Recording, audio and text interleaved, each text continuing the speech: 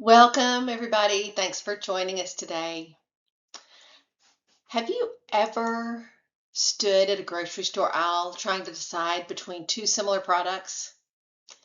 Maybe one says natural, something else says high protein, or a package is covered with pictures of fresh fruit. It can be confusing to know which option is the better choice. But today, we're going to become label detectives. We'll learn a few simple skills to help us understand our food labels, compare products, and look beyond marketing claims. The goal is to make shopping a little less confusing and to help us make healthy choices that fit our budget, our needs, and our lifestyle.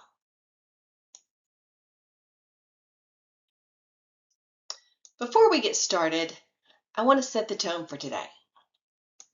This is not about being perfect.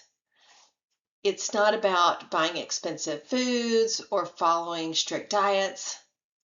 Most of us are doing the very best we can with the time, the money, and the resources we have. Today's goal is simply to make food labels just a little less confusing. We want to be confident at the grocery store and we want to make informed decisions.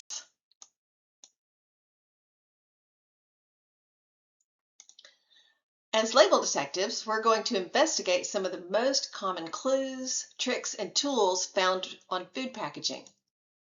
We'll talk about how food companies use packaging to grab our attention, look at common marketing phrases that sound healthy, but they don't always tell that whole story. We're going to learn how to quickly find important information on the nutrition labels. We'll also discuss things like added sugars, expiration dates, budget-friendly shopping tips, and different ways to compare products without spending extra money. Just think of today as learning a few practical tools you can use the next time you're at the grocery store. Even if you only walk away with one or two habits, that is success. Small changes often add up to value over time. That's what we're looking for, small changes. So let's start with a quick question. What is one word that you've seen that sounds healthy, but you're not completely sure what it means? Just one food label that sounds like it's a healthy thing, but you question it. Maybe it's a word like natural or organic, high protein or multigrain, even low fat. These words are everywhere. They're on our social media, they're on the packaging, commercials. Everywhere you look, we're seeing different kinds of words that sound healthy. Cereal boxes, snacks and drinks, and many everyday foods have labels like this. What's interesting is that many of us recognize the words, but we don't always know exactly what we mean. And that's okay. Food labels can sometimes feel like their own language. So take a moment, think about your answer, share it if you'd like. There are no wrong answers here.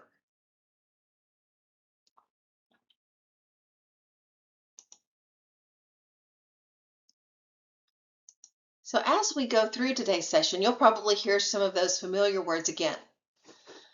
The difference is that we'll slow down and look at what information they actually provide and what information they leave out.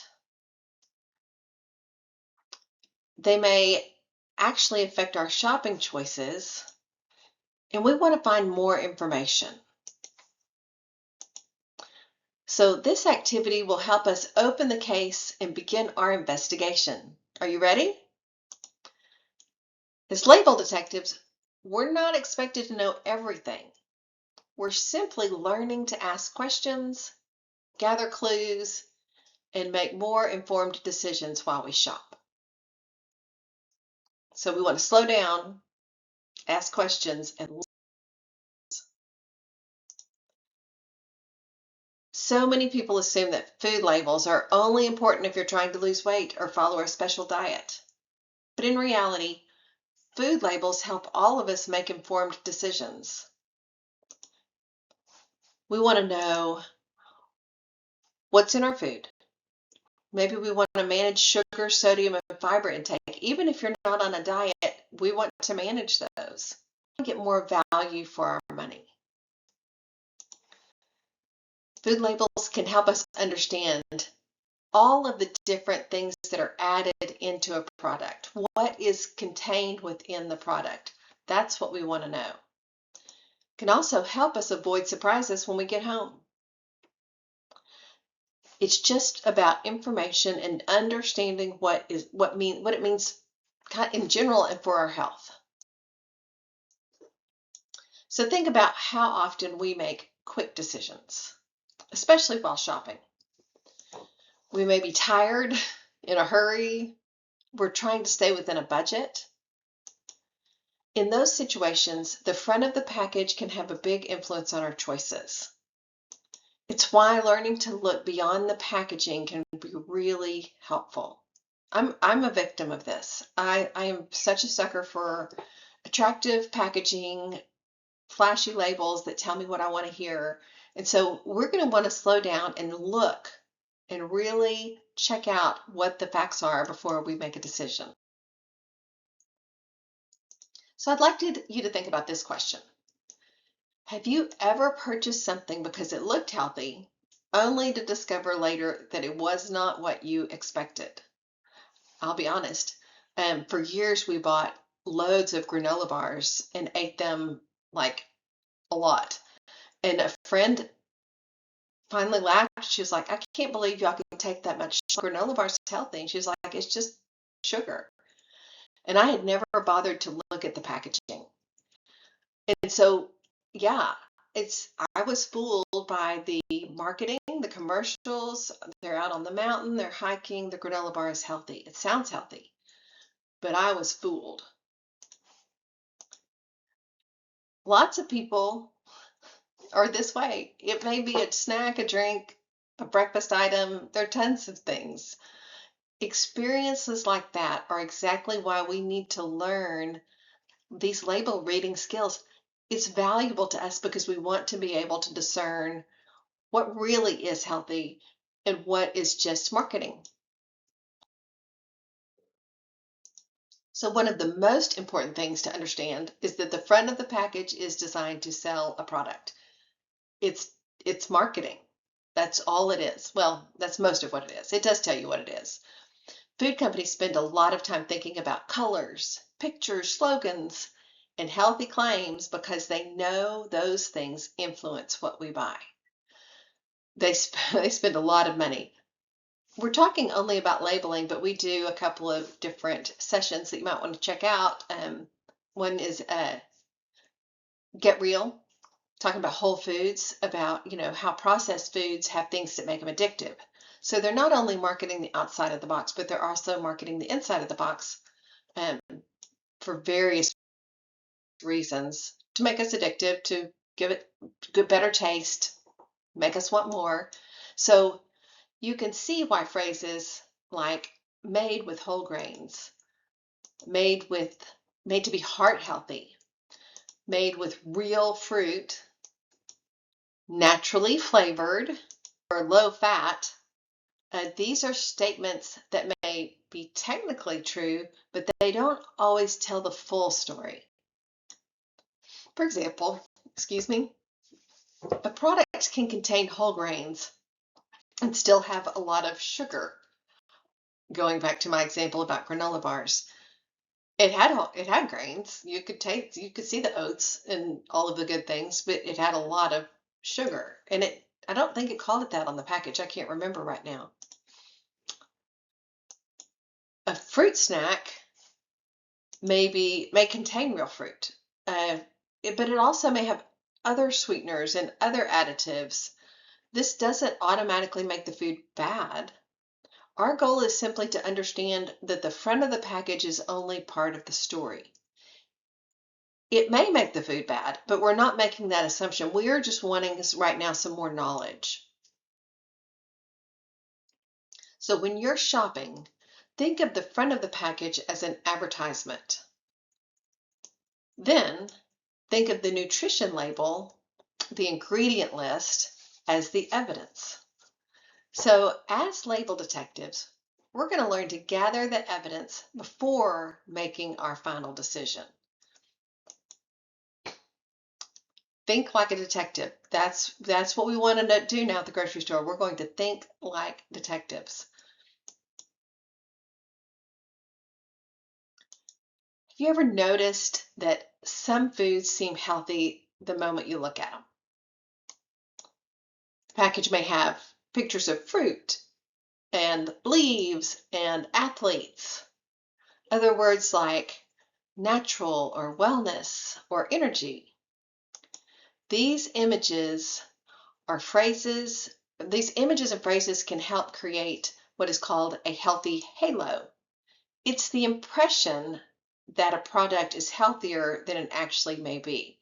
And I like that term, healthy halo. It's like it seems like an angel, but it may not be.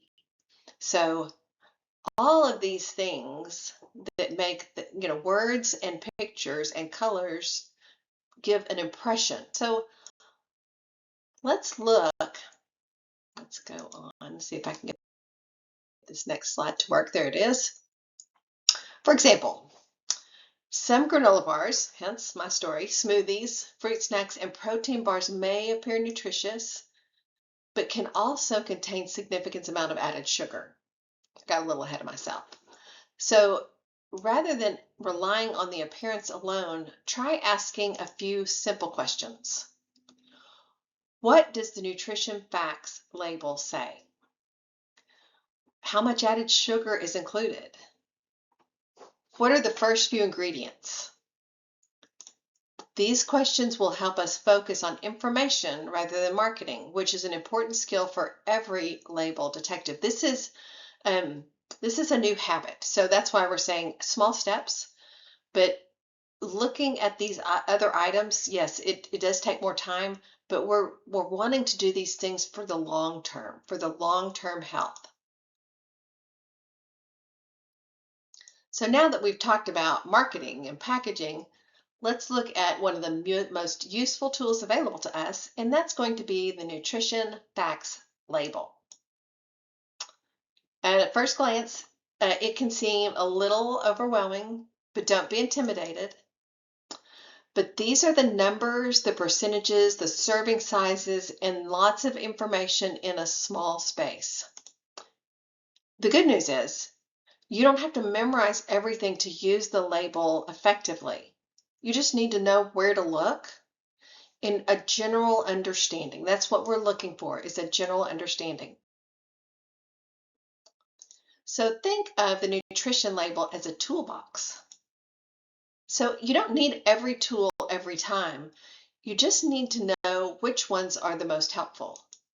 So today we're going to focus on a few key pieces of information that can make comparing foods easier, including the serving size, added sugar, sodium, fiber, protein, and calories.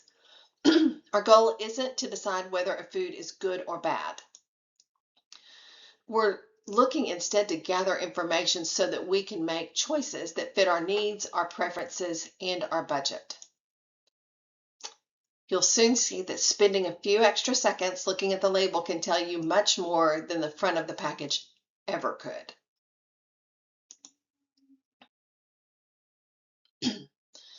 So one of the easiest places to get confused on the food label is going to be the serving size. So many people assume a package contains one serving, but that's just not always the case. For example, a small bag of chips or a bottle of soda may look like a single serving, yet the label may list that it is 2 or more servings inside. This matters because all of the numbers on the nutrition facts label are based on that serving size. So if you eat 2 servings, you're consuming twice the calories, twice the sugar, twice the sodium, and twice all of the other nutrients listed on the label. This isn't about guilt or criticism. This is simply understanding about the correct information. So before looking at anything else on a nutrition label, try checking the serving size first. It provides important context for everything that follows. As you start paying attention to serving sizes, you may be surprised by some of the foods and drinks that contain more than one serving. This is a very small detail, but it makes a really big difference.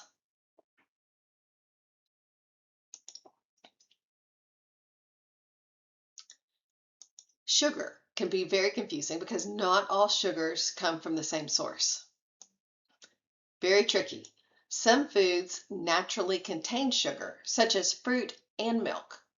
They're just made that they have sugar within them naturally. So when the fruit is grown or the milk is produced by the cow, it already has a sugar content to it. These foods also provide vitamins, minerals, protein, and other nutrients that we find beneficial. Added sugar is different. Added sugars are sweeteners added to foods and drinks during the processing to improve its flavor, its texture, its shelf life. I'd like to also include addiction. You may find them in products like yogurt, cereal, granola bars, definitely soda, sports drinks, baked goods, and packaged snacks.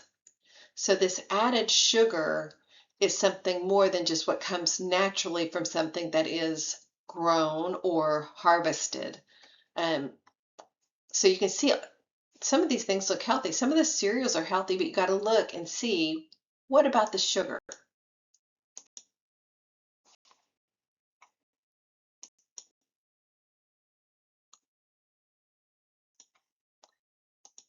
Okay, one reason it is helpful to understand the difference that is added sugar. Understand the difference that added sugar can add up quickly throughout the day. So sometimes foods that don't taste especially sweet still contain surprising amounts of added sugar. So our goal today isn't to avoid sugar completely or to judge food choices. Really, we're going to learn how to identify where sugars come from so that we can make some informed decisions. So we have some other education that does talk extensively about sugar and the harmful effects of it. But today we're really trying to look more informed about, okay, what amount of sugar is here? So as you compare products, pay attention to added sugar. You may be surprised to find out how much the food amount varies between similar foods and brands. So we're comparing these things of added sugar versus flavor and all of the different items between brands. So take a moment and think, have you ever been surprised about the amount of sugar in a food or a drink or a snack like I told you about the granola bars? I was shocked. Maybe it's yogurt, a cereal, a sports drink, or another product that seemed healthier than you expected.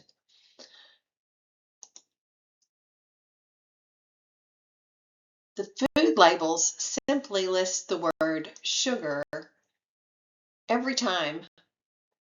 Oh, I'm sorry. Let me back up. If food labels simply listed the word sugar every time, reading the example, I think everybody kind of gets a gist of this already. But unfortunately, sugar often appears under many different names. So some common examples include corn syrup, dextrose, fructose, malt syrup, cane sugar, honey, brown rice syrup, fruit juice concentrate. It doesn't mean these ingredients are automatically harmful. The challenge is that when sweeteners appear under several different names, it can be easier to overlook how much added sugar is actually present in the product. This is why it's helpful to remember that sugar wears a disguise. Well, frequently it wears a disguise. So think of today's title, Sugar in a Trench Coat. It's a fun reminder that sugar may not always introduce itself directly. So we've listed several different common names here as sugar, but there are more. These aren't the only ones, so it makes it very confusing. But the good news is the nutrition facts labels now include a separate line for added sugars, making them easier to identify than previously. So you don't need to memorize every sugar-related ingredient. Yay! Simply becoming familiar with a few common examples and looking for patterns is what we're going to do. The more labels you read, the easier those patterns will become to recognize. So we want to spot those hidden sugars, taking a little closer look. But let's look at another valuable clue, the ingredient list. Ingredients are listed in the amounts, ingredients are listed from the largest amount to the smallest amount. Well, that means that the first few ingredients tell you a lot about the product. So for example, if you're looking at tomato soup, you might expect tomatoes to be near the beginning of the ingredient list. If sugar or another ingredient appears first, that may tell you a different story about what is in the product. So sometimes you can, if you're looking for something that is like tomato base, that was a good example. But also if you're looking at soup or if you're looking at cereal, what is that first ingredient? Many people assume that a long list of ingredients automatically means the food is unhealthy. Now, that's not always true. Some foods naturally require more ingredients, especially frozen meals, some breads, some sauces, and prepared foods. Instead of focusing only on the length, focus on the first few ingredients and what role they play in the whole product. I'm not saying that a long list is good, but that's not where we're going to focus right now. The ingredient list can also be helpful when comparing two similar products. Items may appear identical on the shelf or very, very similar, but their ingredient list might tell a very different story. As a label detective, you're not going to try to judge the foods. We're just simply gathering these clues so we can learn how to make comparisons so that we can make an informed decision. We're looking for comparing the first few ingredients of two, maybe looking at added sugars and what the differences in the brands are. So when people think about nutrition, so many times they focus on food, but they forget about beverages. However, what we drink can contribute a significant amount of sugar, calories, and sodium throughout our day. Think about common beverages such as soda, sweet tea, juice drinks, sports drinks, flavored coffee beverages, and energy drinks, two of the favorites. Many of these contain more sugar and calories than most people realize.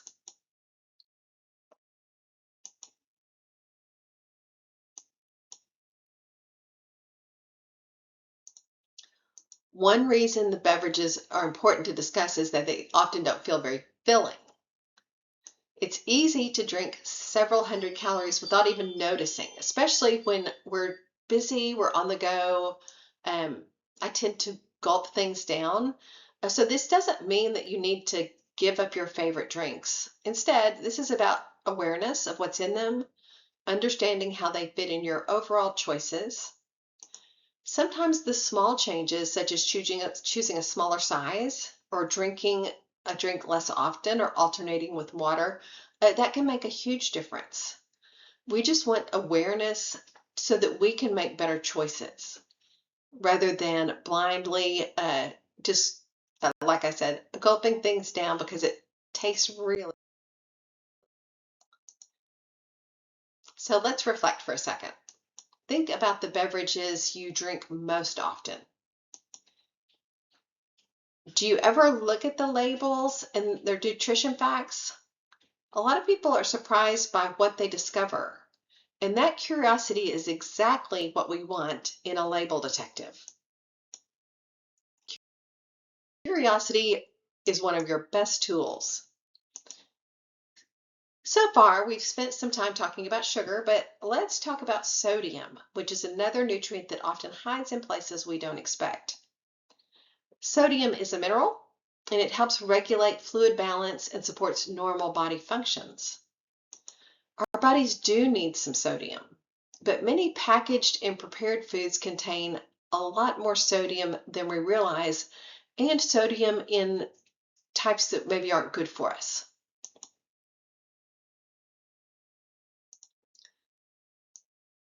Foods like canned soups, frozen meals, deli meats and ramen noodles, uh, sauces, seasoning packets, and convenience foods all contribute to significance. Well, they can contribute to significant amount of sodium.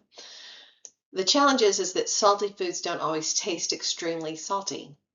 Sometimes the sodium is spread across several foods throughout the day, and the totals just add up without us even noticing.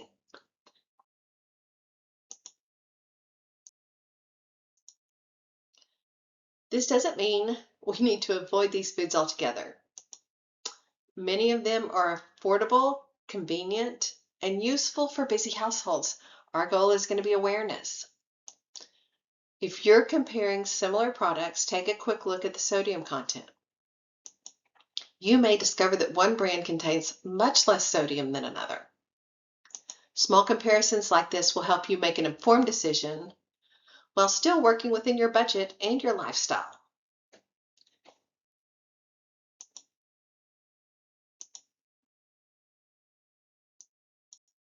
Let's go back to something we touched on earlier. Marketing language. So food packages often use words that sound positive and healthy because companies know that those words grab our attention. You might see claims like light, made with real fruit, multigrain, or low fat, sugar-free, or naturally flavored. The important thing is to remember that these phrases often describe only one aspect of the product. For example, a food labeled low fat may still have a lot of sugar. A product labeled multigrain may not necessarily be made with whole grains. And a snack made with real fruit may still contain a lot of added sweeteners. So this doesn't automatically mean the claims are misleading. The challenge comes when we assume that the words tell us everything we need to know.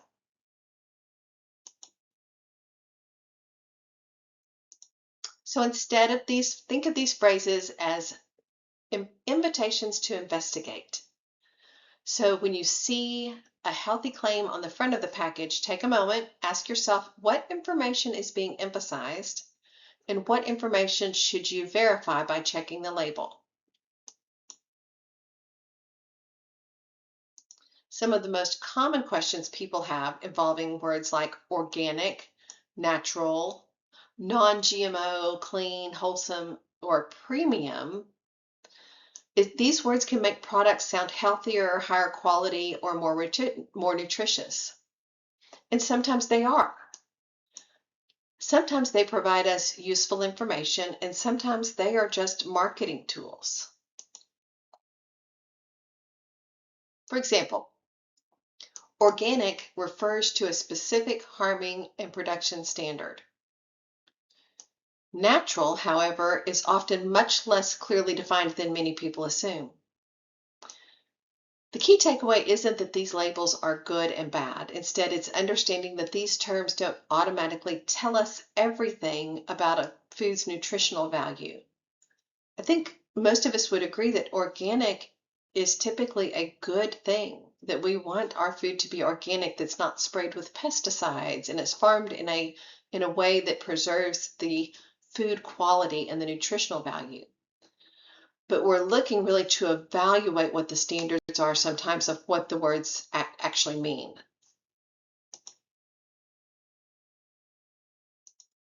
An organic cookie is still a cookie. A natural snack can still contain added sugar. A premium product can still be expensive without providing significant nutrition.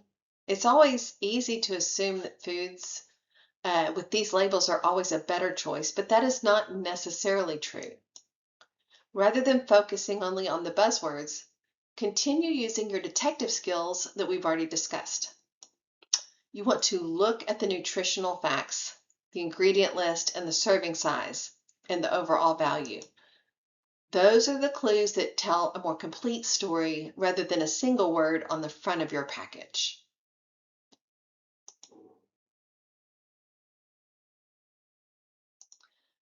Let's also talk about something that can directly affect the household budget: expiration dates. Many people assume that every date on a package means that the food becomes unsafe immediately after that date. In reality, many food dates are related to quality rather than safety.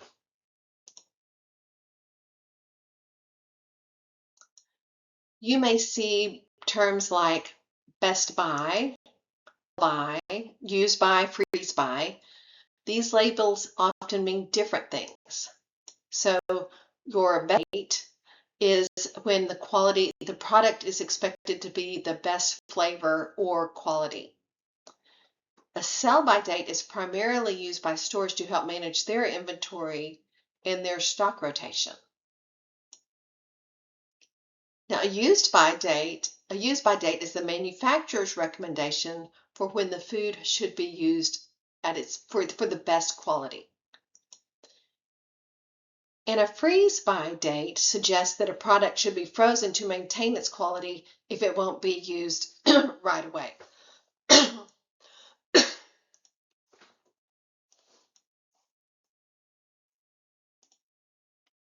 Sorry, having a little glitch here.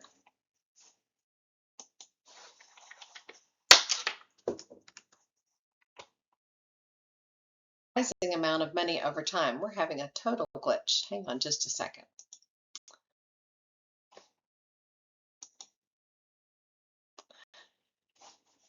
So, like I just said, if you throw away things too soon, it could cost you a lot of money. But of course, common sense still matters. If food smells bad, looks bad, it usually is. If it has mold, if it seems spoiled, err on the side of caution. Our goal is not to encourage you to eat questionable food. It's to better understand what the package dates actually mean so that we can make informed decisions and reduce waste and stretch your grocery dollars further. What I will tell you is that with meats, with chicken, especially with any kind of meat or protein, chicken, seafood, a hamburger, do whatever the package says. And even if the package tells you it's still good, if it smells funny, don't use it. Use your common sense. I'm not telling you to eat spoiled items. We're telling you that sometimes if the can says it's best by this date, what's in the can may be okay afterwards. It just may not taste quite as good. Let's put our detective skills to work with a quick activity. So imagine that you find a yogurt in your refrigerator that is 3 days past its best by date. Do you keep it or do you toss it? Before deciding, what information do you want to check? You might want to smell the yogurt. You might want to check and see if it's properly refrigerated. If your refrigerator isn't cold, throw it out. There's something wrong with your refrigerator. Now imagine a can of soup that's been sitting in your pantry for several months. Would that concern you? What would you look at before making? Does it have a dent? Is it bulging? Is it leaking? Does it show signs of damage? These are things that you want to check. Yogurt being the more concerning, and the can of soup being a little bit easier to tell based on that. Okay, what about a bag of frozen vegetables that's been stored in the freezer for several months? Do you keep it or do you toss it? How might the storage conditions affect your decision? has your freezer been not functioning for a little while? Did it thaw and then refreeze? The goal is not to find a perfect answer. We're just practicing a skill that we'll use throughout the session. Is we're gathering information, we're asking questions, and we're looking for evidence before making a decision. So something that's been in the freezer, you want to look at that appearance. You want to look for that freezer burn. How long has it been in there? For 4 years. That's a long time for something to stay fresh in the freezer. You might be able to tell by thawing it as far as the smell. Okay, let's shift from nutrition to a little bit of budgeting. One of the most useful shopping skills is learning how to compare unit prices. A unit price shows the cost per ounce, the cost per pound, per gallon, or other measures that will help you compare the product price more accurately. Sometimes a larger package costs more upfront, but it costs less per serving. That's why buying in bulk is sometimes a little bit better if the food will stay good. But other times a sale may not be as good as it first appears. So most shoppers naturally focus on the total price tag, especially when you've got a budget. It does matter. However, taking a few seconds to check out the unit price will help reveal which option provides the best value. This skill is especially useful when comparing the store brands and the name brands, different package sizes, and products that appear similar. So think of a unit pricing as another detective tool. This helps you to look beyond the sticker price and understand actually what you're getting for your money. Over time, small savings from better comparisons can add up. They'll help you stretch your grocery budget a little bit further.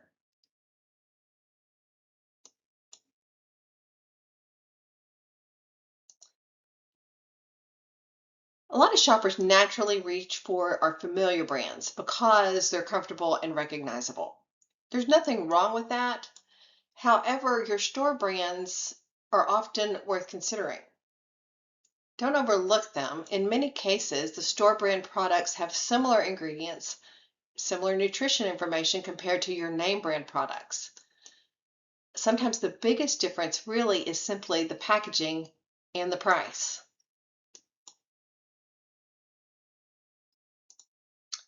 This doesn't mean that every store brand is going to be identical to the name brand. So taste, texture, and your personal preference, those things will still matter. The goal is simply to compare products rather than assume that a higher price automatically will mean a better quality. What you may discover is that a name brand product is worth the extra cost to you, or you may just find that a store brand works just as well while saving money. It's not a right or wrong choice. This is about what's good for your budget, what's good for your taste, what's good for your lifestyle. The key is making informed decisions based on the information you have. So one of the biggest myths about healthy eating is going to be that everything has to be fresh, organic, expensive, or purchased at a special store. For most households, that's just not realistic. Frozen vegetables, canned beans, canned tuna, frozen fruit, and other shelf-stable foods can be affordable and practical options that help make meals a little bit easier. A lot of times they'll last longer and reduce your food waste. They're available year-round, which is great. So healthy eating isn't about perfection. It's about finding options that fit your life, your budget, and your household needs. So labels can be useful when comparing these products. For example, you might compare sodium levels in canned vegetables or choose a fruit packed in juice instead of heavy syrup. The message is simple. Affordable foods count. Nutritious choices don't require expensive ingredients or a perfect shopping cart. So many budget-friendly foods can play an important role in eating a balanced nutritional diet.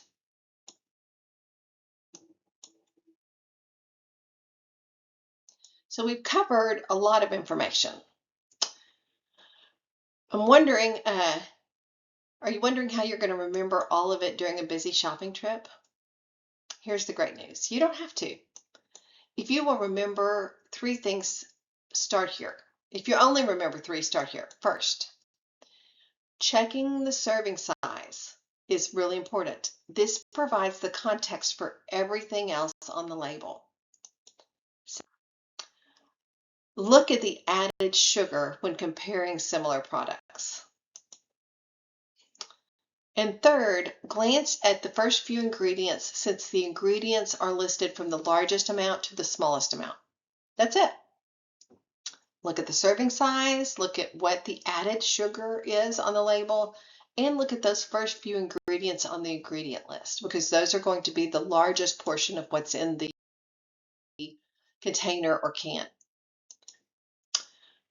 You don't need to spend 10 minutes reading every word on the package. That would take forever. The goal is for you to have some progress here and some perfection, not perfection. This is information. So 1 or 2 of the label habits consistently will help you make more informed decisions about what you're eating over time. Label detectives aren't looking for perfect foods. They're simply gathering clues, comparing options, and making thoughtful choices that fit our needs, our budgets, and our preferences. That's what we're looking for. We want things that fit where we are in our life. So before we wrap up, let's take a minute and reflect. Think about everything we've discussed, claims and serving sizes to sugars, ingredients, and expiration. And even our budget shopping. What surprised you the most? Was there a label trick you hadn't noticed before? Did you learn something that might help you save some money or feel more confident while you shop? Everyone's takeaway is different. What is your takeaway? Is there one thing that, yes, this is going to be useful to me and I will use this? I will use this one thing.